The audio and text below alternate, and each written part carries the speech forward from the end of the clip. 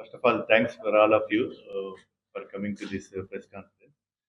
So నా పేరు doctor Vikram అండి, పీడియాట్రిక్ కార్డియాలజిస్ట్ని, అంటే చిన్నపిల్లల హార్ట్ స్పెషలిస్ట్ని.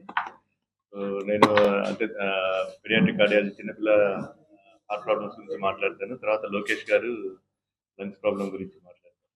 డాక్టర్ లోకేష్. మీట్ యొక్క మెయిన్ ఉద్దేశం ఏంటంటే మన సమాజంలో చిన్నపిల్లల్లో హార్ట్ ప్రాబ్లమ్స్ గురించి చాలా అపోహలు ఉన్నాయండి. దాని గురించి అవేర్‌నెస్ క్రియేట్ చేద్దామని, పబ్లిక్ అవేర్‌నెస్ క్రియేట్ చేద్దామని మెయిన్ పర్పస్ ఇది. సో ఒకటేంటంటే మీరందరూ అనుకున్నట్టు మామూలుగా హార్ట్ ప్రాబ్లమ్స్ అంటే పెద్దోళ్ళలోనే వస్తాయి. చిన్న పిల్లల్లో హార్ట్ ప్రాబ్లమ్స్ అనేవి ఉండవు అనేది సమాజంలో పెద్ద అపోహ.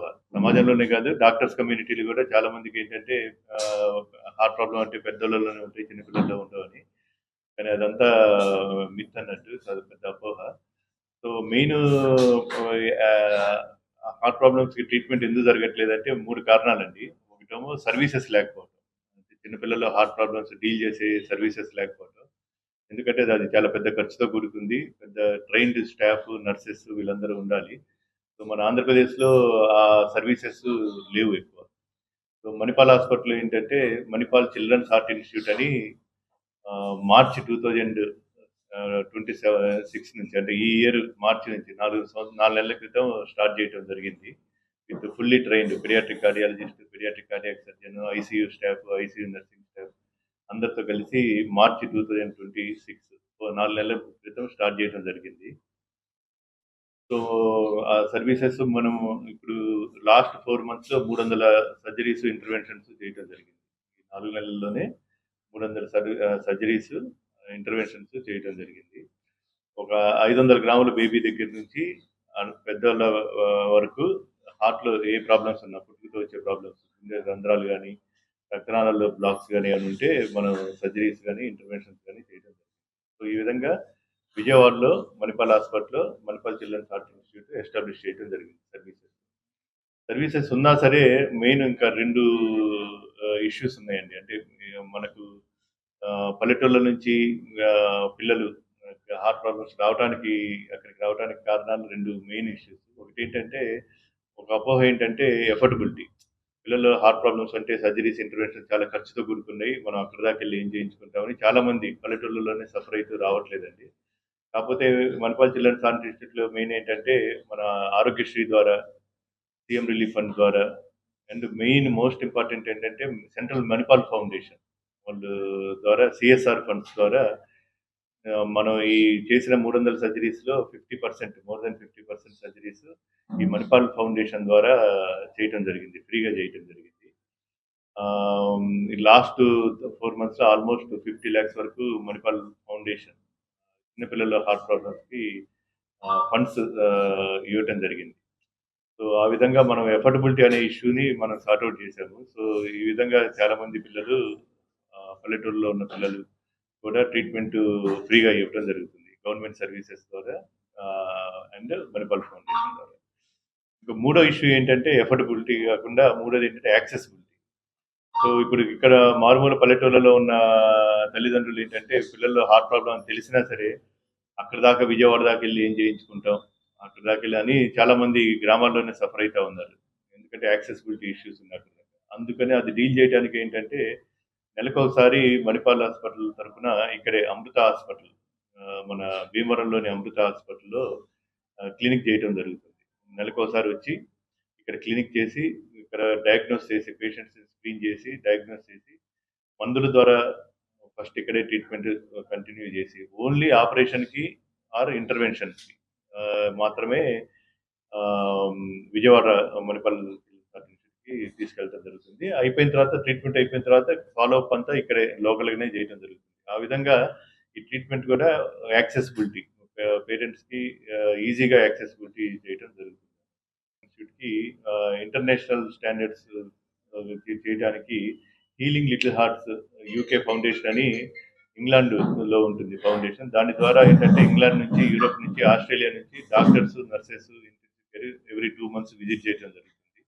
కలిసి వాళ్ళతో పాటు సర్జరీస్, ఇంటర్వెన్షన్ చేయడం జరుగుతుంది. ఆ విధంగా మనం ఇంటర్నేషనల్ స్టాండర్డ్స్ కూడా రీచ్ అవ్వగలుగుతాం. ఆ క్యాంప్స్ వచ్చి చేసేటప్పుడు ట్రీట్మెంట్ అంతా ఫ్రీగా చేయడం జరుగుతుంది. ఫ్రీగా చేయడం. సో మనం అంటే ఓపెన్ హార్ట్ సర్జరీస్ మనకు ఒక బేబీ ఉంది ఇప్పుడు 3 కేజీ బేబీకి కూడా ఈ మధ్య ఇక్కడ మన భీమవరం కేస్‌కి ఓపెన్ హార్ట్ సర్జరీ చేశాం. Very complex heart disease. So, ఆ బేబీ వాళ్ళ పేరెంట్స్ కూడా వచ్చారు. తర్వాత వాళ్ళు కూడా మాట్లాడతారు. సో, ఓపెన్ హార్ట్ సర్జరీస్ అయ్యే కాకుండా సర్జరీస్ లేకుండా మనం నరాల ద్వారా ఎళ్లి యాంజియోగ్రామ్ ద్వారా, నరాల ద్వారా ఎళ్లి బటన్స్, డివైజెస్ పెట్టడం, బెలూన్ ద్వారా ప్రొసీజర్స్ చేయడం కూడా జరుగుతుంది. ఇప్పుడు బాగా అడ్వాన్స్డ్ ట్రీట్మెంట్స్ అన్నీ మనకు పిల్లల్లో హార్ట్ ప్రాబ్లమ్స్‌లో ఉన్న అన్ని ట్రీట్మెంట్స్ మన చిల్డ్రన్స్ హార్ట్ ఇన్‌స్టిట్యూట్‌లో మణిపాల్ చిల్డ్రన్స్ హార్ట్ ఇన్‌స్టిట్యూట్‌లో మిత్రులందరికీ ధన్యవాదాలండి ఇక్కడికి వచ్చినందుకు. నమస్తే అండి. ఇక్కడికి వచ్చిన మీడియా మిత్రులందరికీ కూడా ధన్యవాదాలు. ముందుగా నా పేరు డాక్టర్ గుత్తా లోకేష్ అండి. Trained in interventional pulmonology and also critical care. అంటే ఏదైనా ఒక వ్యక్తి దగ్గు, ఆయాసం లేకపోతే ఏదైనా ఊపిరితిత్తుల జబ్బుతో గనక వచ్చినట్లయితే తొందరగా డయాగ్నోస్ చేయడానికి ఏదైతే మనకి ఎక్విప్‌మెంట్ కావాలో జనరల్‌గా వచ్చే ముందు ఏం చేస్తాం, ఒక ఎక్స్‌రే గాని, ఒక పీఎఫ్టీ గాని, చిన్న బేసిక్ బ్లడ్ టెస్ట్ అనేవి జనరల్‌గా చేస్తాం. చేసిన తర్వాత కొంతమందికి జబ్బని నిర్ధారణ అవుతుంది. కానీ చాలా మందికి ఒక 30-40% మనకి జబ్బేంటనేది తెలీదు. తెలియకపోవడం వల్ల లోకల్‌గా చిన్న హాస్పిటల్‌లో చూపించుకోవడము, చూపించుకున్న తర్వాత కూడా ఒక క్లారిటీ రాక లంగ్స్ డ్యామేజ్ అయిపోయిన సిట్యుయేషన్ చాలా సార్లు మనం చూస్తా ఉంటాం. సో, అటువంటి ఎందుకు వస్తదని ఆలోచిస్తే ఏంటంటే మనకి టెక్నాలజీ అనేది బాగా అడ్వాన్స్ అయింది.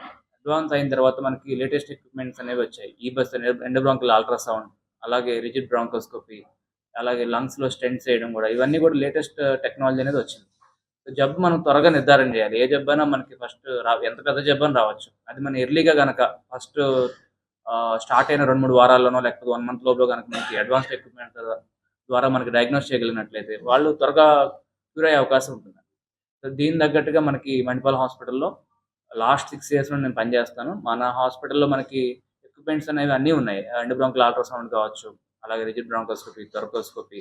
రీసెంట్‌గా మనకి ఎక్మో అనేది కూడా స్టార్ట్ చేసాం. మీ అందరికి తెలిసే ఉంటది. ఎక్మో అంటే ఒక మనిషి మనకి మామూలుగా వెంటిలేటర్ మీదకెళ్తేనే ప్రాణాపాయ స్థితిలో ఉన్నాడు, కష్టమని చెప్తారు.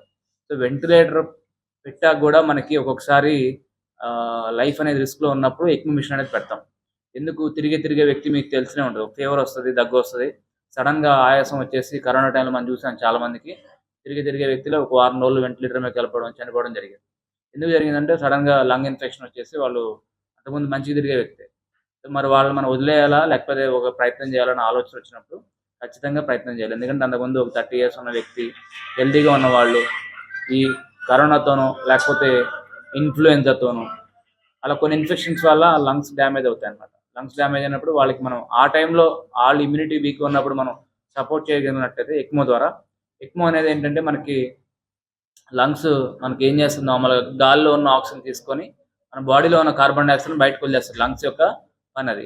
ఆ పని మనకి ఇన్ఫెక్షన్ వచ్చినప్పుడు చేయలేదు కాబట్టి ఆ పనిని మనం చేయడానికి ఎక్మో ద్వారా ఎక్మో మనం కనెక్ట్ చేసి లంగ్స్ చేసే పని టెంపరరీగా లంగ్స్ రికవర్ అయ్యే వరకు కూడా ఆ మిషన్ ద్వారా చేస్తాం.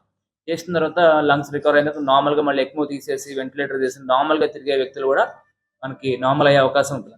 రీసెంట్‌గా మన హాస్పిటల్‌లో 55 సంవత్సరాల వ్యక్తి, ఆయనకి 140 కేజీలు బరువు ఉంటారు. మన విజయవాడ దగ్గరలోనే మన రాజధాని ఏరియాలో. ఆయనకి సడెన్‌గా జ్వరం వచ్చేసి వేరే హాస్పిటల్‌కి ఇలా అడ్మిట్ అయితే ఆయనకి సీరియస్ అని చెప్పి మన దగ్గర హాస్పిటల్‌కి పంపించారు. ఆయనకి ఎమర్జెన్సీ రాగానే వెంటిలేటర్ పెట్టాం. వెంటిలేటర్ పెట్టిన 24 అవర్స్‌లో కూడా ఊపిరి అందకపోతే ప్రాణాపాయ స్థితిలో ఉన్నప్పుడు ఫ్యామిలీకి చెప్పి ఎక్మో అనే మిషన్ పెట్టాం. ఎక్మో పెట్టిన తర్వాత ఆల్మోస్ట్ ఆయన 17 రోజులు ఎక్మో మీద ఉన్నారు. అంటే లంగ్స్ చేయాల్సిన పని ఆ మిషన్ చేసింది.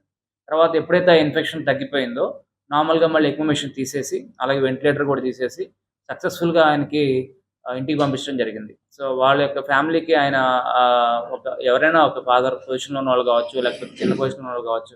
ఆ టైంలో మనం ఆ సిట్యుయేషన్ బయట పడేయగలిగినట్లయితే వాళ్ళ లైఫ్ మళ్ళీ నార్మల్‌గా లీడ్ చేసే అవకాశం ఉంటుంది.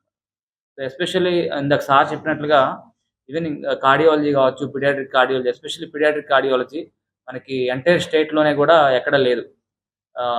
అట్లాంటి రేర్ బ్రాంచెస్ కూడా మన హాస్పిటల్‌లో రీసెంట్‌గా విక్రమ్ గారు రావడం ద్వారా చాలా మందికి హెల్ప్ అవుతుంది. సో, ఆ సార్ కూడా పీడియాట్రిక్ ఎక్మోస్ చేస్తారు. అవసరమైనప్పుడు గుండెకి ఎక్మో అనేది లంగ్స్ కోసమే కాదు, హార్ట్ కోసం కూడా పనిచేస్తుంది. సో, అంటే సడెన్‌గా ఎవరికైనా గుండె ప్రాబ్లమ్ రావడము, వాళ్ళకి ఏదైనా మేజర్ సర్జరీ అవసరం పడ్డము, చిన్నపిల్లలు కావచ్చు, పెద్దవాళ్ళు కావచ్చు. వాళ్ళలో కూడా ఎక్మో మిషన్ అనేది పెడతాం. సో, అట్లాంటి ఎక్స్‌పర్టైజ్ చిన్నపిల్లలు కావచ్చు, పెద్దవాళ్ళు కావచ్చు. ఈ ఆహ్, ఇటువంటి మన ఎక్విప్‌మెంట్ ద్వారా చాలా మందిని మన మణిపాల్ హాస్పిటల్‌లో సేవ్ చేయడం జరుగుతుంది. సో, ఇదంతా కూడా ఒక్క డాక్టర్ చేసేది కాదండి. సార్ చెప్పినట్లుగా కార్డియాలజిస్ట్ కావచ్చు, పీడియాట్రిక్ కార్డియాలజిస్ట్ కావచ్చు, పల్మనాలజిస్ట్ అలాంటి పల్మనాలజిస్ట్ కావచ్చు, క్రిటికల్ కేర్ స్పెషలిస్ట్ కావచ్చు, కార్డియోథొరాక్స్ సర్జన్స్ కావచ్చు. ఒక టీమ్ ఆఫ్ డాక్టర్స్, అలాగే నర్సింగ్ స్టాఫ్, పర్ఫ్యూషనిస్టులు, అలాగే టెక్నీషియన్స్ రౌండ్ ద క్లాక్ మనకి ఆ కేర్ ఇవ్వడం ద్వారానే ఒక మనిషి యొక్క ప్రాణాన్ని నిలబెట్టగలం. సో అటువంటి మనకి ఒకప్పుడు అంటే మెట్రో సిటీస్ దూరంలో అందుబాటులో లేని సిటీస్లో ఉండి మనకు ఉండేవి. ఇప్పుడు మనం రీసెంట్గా మన దగ్గరలో ఒక గంటన్నర 2 గంటల్లో కారులో రాగల ఏరియాలో మణిపాల్ హాస్పిటల్ మనం ఉన్నాం. సో ఇటువంటి అడ్వాన్స్ టెక్నాలజీని భీమవరం ప్రజలందరూ కూడా ఒకవేళ అవసరమైనప్పుడు తప్పకుండా వినియోగించుకోవాలని కోరుతున్నాను. Thank you very much. 3 kgs new Born baby చూసారు కదా. బేబీ ఆక్సిజన్ లెవెల్స్ చాలా తక్కువ ఉన్నాయి. అంటే 80%, 85% కొంచెం ఆయుస్ పడుతూ ఉంటే మన దగ్గరికి నేను భీమవరంలో క్లినిక్ చేస్తా ఉంటాను కదా, భీమవరంకి తీసుకొని వచ్చారు. పాలకొండ నుంచి వచ్చారు. అప్పుడు మనం స్కాన్ చేసి ఇక్కడే బేబీకి సైనోటిక్ TAPVD అని total anomalous pulmonary Venus disease అని అంటారు.